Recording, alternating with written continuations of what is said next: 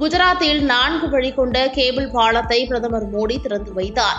வரலாற்று மற்றும் ஆன்மீக முக்கியத்துவம் வாய்ந்த இடத்தில் பிரார்த்தனை செய்ய பிரதமர் மோடி ஸ்கூபா கியர் அணிந்து கடலில் இறங்கிய காட்சிகள் தற்போது சமூக வலைதளங்களில் வைரலாகி வருகிறது.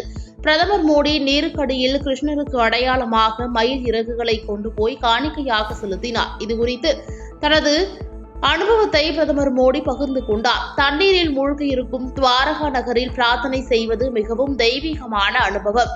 ஆன்மீக மகத்துவம் மற்றும் காலத்தால் அழியாத பக்தி கொண்ட ஒரு பண்டைய சகாப்தத்துடன் நான் இணைந்திருந்தேன்.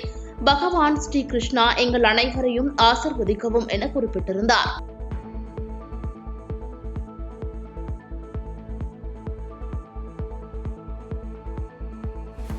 பாதகம் செய்பவரை கண்டால் நாம் பயங்கொள்ளலாகாது பாப்பா. மோதி மிதித்து விடு பாப்பா, அவர் முகத்தில் உமிழ்ந்து விடு பாப்பா. அண்மை செய்திகளை உடனுக்குடன் தெரிந்து கொள்ள இணைந்திருங்கள் இயம்நாடு தொலைக்காட்சியுடன்.